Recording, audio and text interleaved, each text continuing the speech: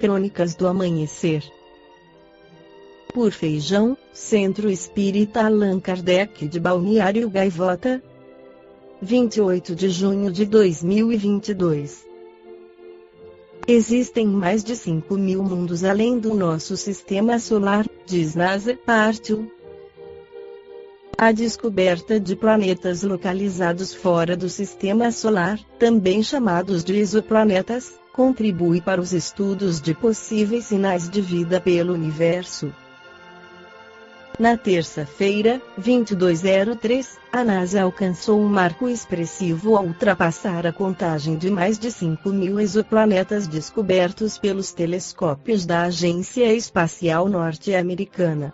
Segundo a NASA, a jornada de 30 anos ampliou o conhecimento do universo, até então restrito aos planetas do Sistema Solar. O contador planetário ultrapassou a marca com o último lote de 65 exoplanetas adicionados ao arquivo de exoplanetas da NASA.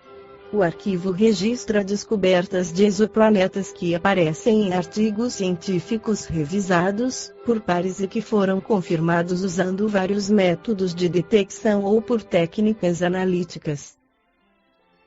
De acordo com a NASA, os mais de 5.000 planetas encontrados até o momento incluem mundos pequenos e rochosos como a Terra, gigantes gasosos muitas vezes maiores que Júpiter e os chamados Júpiteres quentes, que estão em órbitas extremamente próximas em torno de suas estrelas.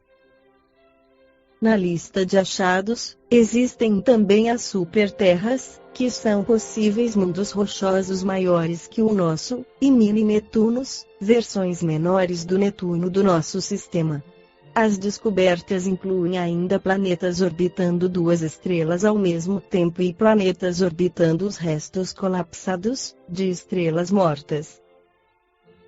A pesquisadora Jessie Christensen, líder de ciência do arquivo e cientista do Instituto de Ciência de Exoplanetas da NASA, no Caltech em Pasadena, afirma que o marco vai além das estatísticas numéricas.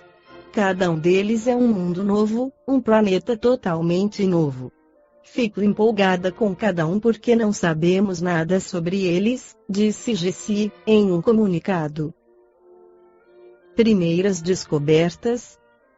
Estima-se que nossa galáxia contenha centenas de bilhões desses planetas. As descobertas ganharam impulso em 1992, com estranhos novos mundos orbitando uma estrela ainda mais estranha.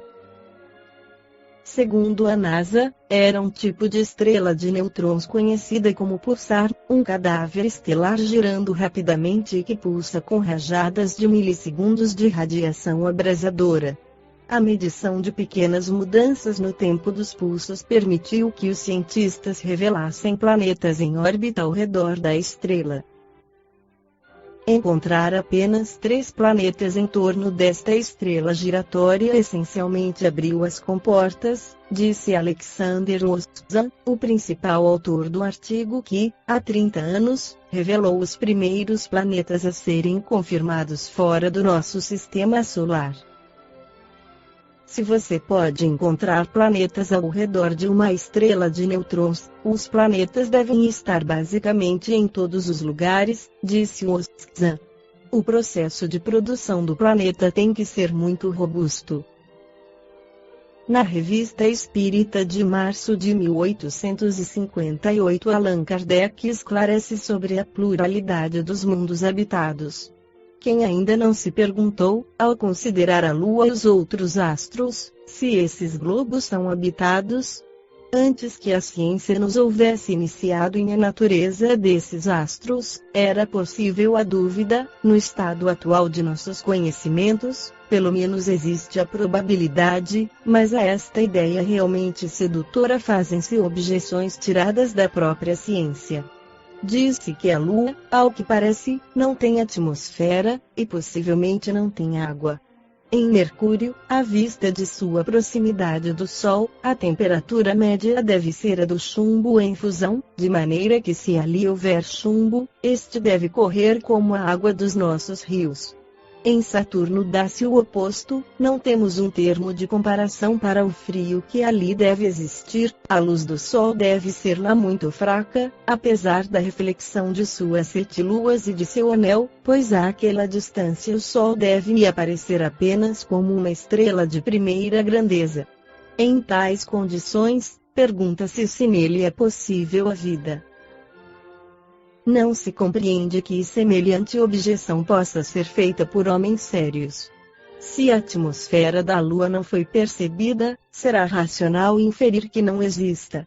Não poderá ser constituída de elementos desconhecidos ou bastante rarefeitos para não produzirem refração sensível. O mesmo diremos da água e dos líquidos ali existentes. Em relação aos seres vivos, não seria negar o poder divino julgar impossível uma organização diferente da que conhecemos, quando às nossas vistas a providência da natureza se estende com uma solicitude tão admirável até o menor inseto e dá a todos os seres órgãos apropriados ao meio em que devem habitar, quer seja a água, o ar ou a terra, quer mergulhados na escuridão, quer expostos à luz do sol. Se jamais houvéssemos visto um peixe, não poderíamos conceber seres vivendo na água, não faríamos uma ideia de sua estrutura. Até bem pouco tempo, quem teria acreditado que um animal pudesse viver indefinidamente no seio de uma pedra? Mas, sem falar desses extremos, os seres que vivem sob o fogo da zona tórrida poderiam existir nos gelos polares? Entretanto, nos gelos há seres organizados para esse clima rigoroso, que não poderiam suportar a ardência de um sol vertical. Por que, então, não admitir que certos seres possam ser constituídos de maneira a viverem em outros globos e num meio completamente diverso do nosso? Por certo, sem conhecer a fundo a constituição física da Lua, nós sabemos o bastante para assegurar que ali não poderíamos viver tais quais nós somos, como não podemos em companhia dos peixes, no seio do oceano. Pela mesma razão, os habitantes da Lua, se um dia pudessem vir à Terra, uma vez que constituídos para viver sem ar ou num ar muito rarefeito, talvez completamente diverso do nosso, seriam asfixiados em nossa espessa atmosfera, como nós quando caímos na água. Ainda uma vez, se não temos a prova material e de visu da presença de seres que vivem em outros mundos, nada prova que não possam existir organismos apropriados a um meio ou a um clima qualquer. Ao contrário, diz-nos o simples bom senso que assim deve ser, pois repugna a razão crer que esses inumeráveis globos que circulam no espaço sejam simples massas inertes e improdutivas. A observação ali nos mostra superfícies acidentadas, como aqui, por montanhas, vales, abismos, vulcões extintos e em atividade. Por que então não haveria ali seres orgânicos? Seja, dirão, talvez haja plantas e até animais, seres humanos, porém, homens civilizados como nós, conhecendo Deus, cultivando as artes, as ciências, será possível? Com certeza nada prova matematicamente que os seres que habitam os outros mundos sejam homens como nós, ou que sejam mais ou menos adiantados que nós, do ponto de vista moral. Mas quando os selvagens da América viram desembarcarem os espanhóis, não tiveram mais dúvidas de que além dos mares existia um outro mundo cultivando artes que lhes eram desconhecidas. A Terra é pontilhada de inumerável quantidade de ilhas, grandes ou pequenas, e tudo o que é habitável é habitado. Não surge no mar um rochedo sem que imediatamente o homem ali não plante a sua bandeira. Que diríamos nós se os habitantes de uma das menores dessas ilhas, conhecendo perfeitamente a existência de outras ilhas e continentes, mas não tendo tido nunca relações com os que os habitam, se considerassem os únicos seres vivos do globo?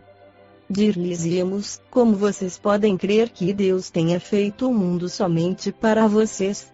Por que estranha singularidade a pequena ilha vossa, perdida na solidão do oceano, teria o privilégio de ser a única habitada? O mesmo poderemos dizer em relação às outras esferas. Porque a Terra, pequeno globo imperceptível na imensidade do universo, que não se distingue dos outros planetas nem por sua posição, nem por seu volume, nem por sua estrutura, pois nem é a maior, nem a menor, nem está no centro, nem nos extremos, porque, dizia eu, entre tantas outras, seria ela a única residência de seres racionais e pensantes. Que homem sensato poderia pensar que esses milhões de astros que brilham sobre nossas cabeças foram feitos para recriar os nossos olhos? Qual seria, então, a utilidade desses milhões de globos invisíveis a olho nu e que não servem nem mesmo para nos iluminar? Não seria orgulho e impiedade pensar que assim fosse? Aqueles a quem pouco importa a impiedade, diremos que não tem lógica. Chegamos, pois, por um simples raciocínio que muitos outros fizeram antes de nós, a concluir pela pluralidade dos mundos. Tal raciocínio acha-se confirmado pela revelação dos Espíritos. Realmente eles nos ensinam que todos esses mundos são habitados por seres corpóreos, apropriados à constituição física de cada globo, que entre os habitantes desses mundos uns são mais, outros menos adiantados que nós, do ponto de vista intelectual, moral e mesmo físico.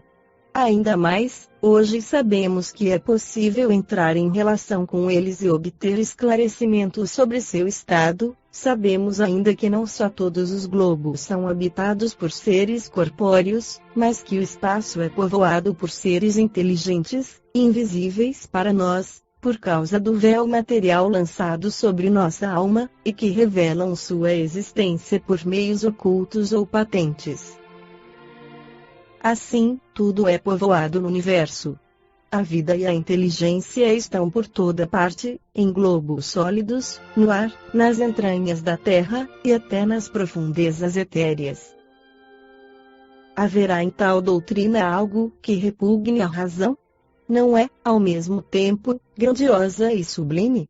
Ela nos eleva por nossa própria pequenez, bem ao contrário desse pensamento egoísta e mesquinho que nos coloca como os únicos seres dignos de ocupar o pensamento de Deus.